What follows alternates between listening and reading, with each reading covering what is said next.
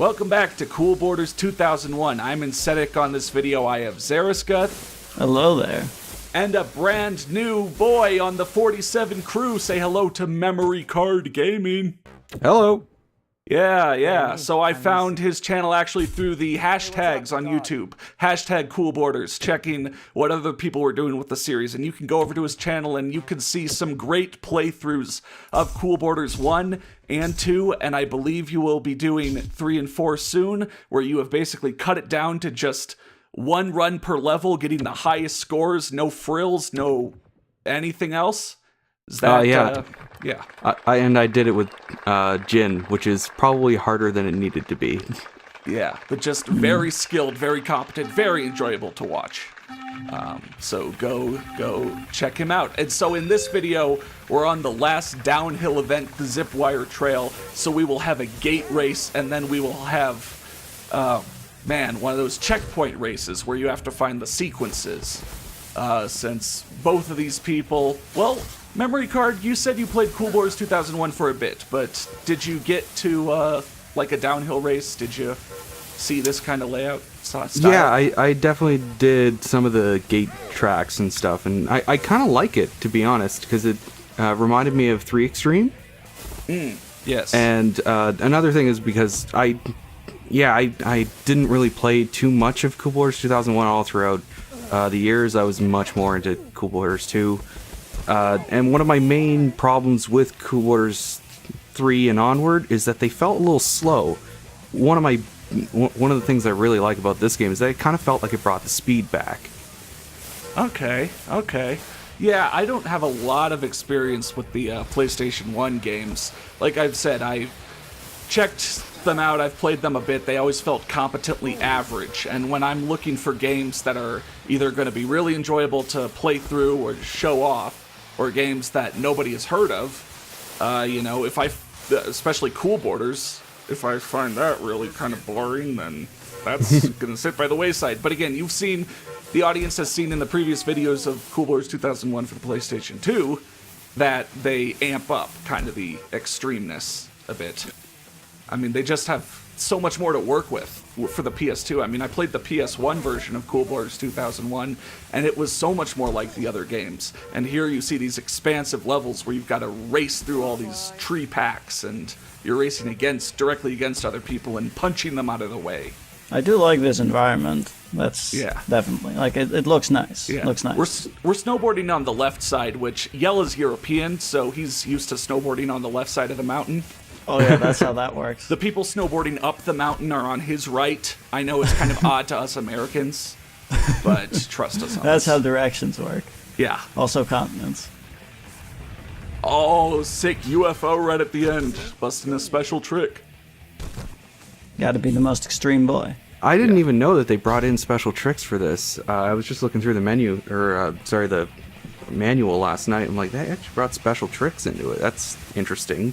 Yeah, they've got special tricks in the PS1 and PS2 version, though the PS1 ones are usually simpler, like the cannonball might be 1 flip instead of 2 flips. But there's actually some in the PS1 version that are not in the PS2 version, and vice versa. Ooh. I've read on some forums that I have the game, but I haven't exactly loaded it up. But I've heard it's almost like a completely separate game, not just in terms of its presentation. Yeah, it's one of those where, they basically did make a separate game.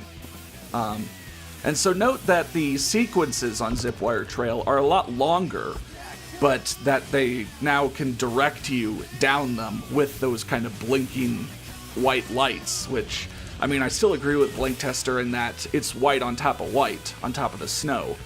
But here, you're following a path a lot more, and it's not obstacle right after obstacle right after obstacle.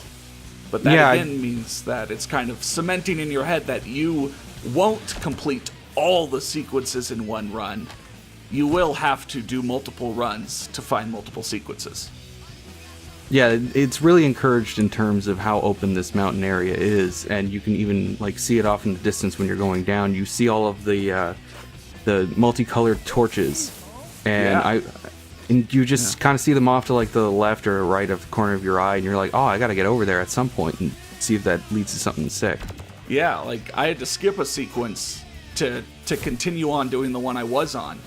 And also, yeah, again, to compare, since I have now played Cool Borders 2001 for both consoles, the sequences in the PS1 version weren't marked by any, sort of flare. It basically was just, if you see a rail on one of the levels, you should probably start grinding it and whatever it dumps you out to. It's probably rail to rail or rail to jump to rail or, Follow the trail of rails. Follow the trail of rails. That's pretty much how they marked it, yeah.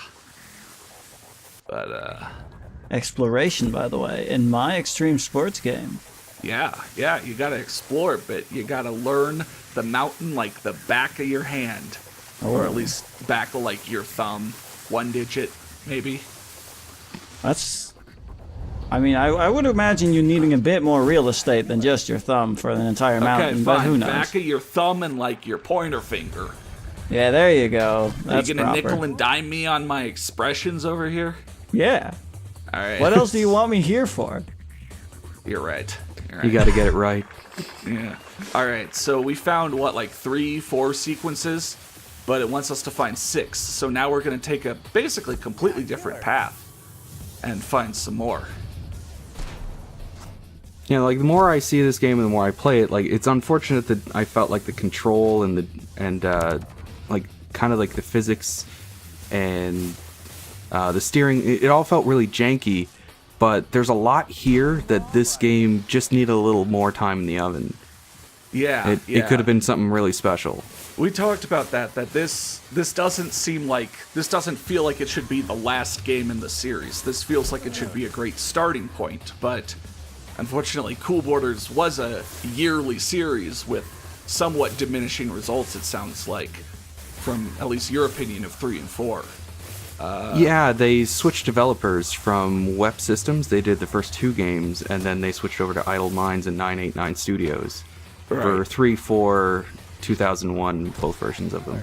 Right. The PS1 version of 2001 was definitely rough, and that was their year 2000 offering. The PS2 version of 2001 took until 2001.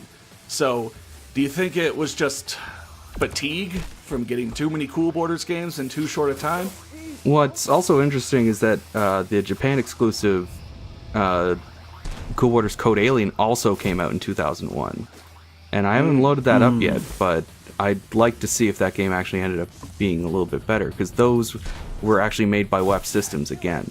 Yeah, I haven't seen the Japan-only Cool Borders games, so... Still sounds like it is a possibility of a bit of like oversaturation of, oh, there's already another one. I'm still playing this one. Maybe that does have some bearing on things. It's also that they might not have been able to kind of like keep up with how Tony Hawk kind of evolved. Yeah, because you had like SSX original on the market in 2000.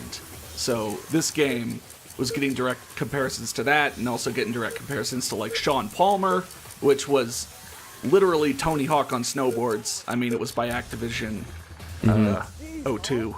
I put a lot of time into that demo. Oh man, Sean Palmer was great.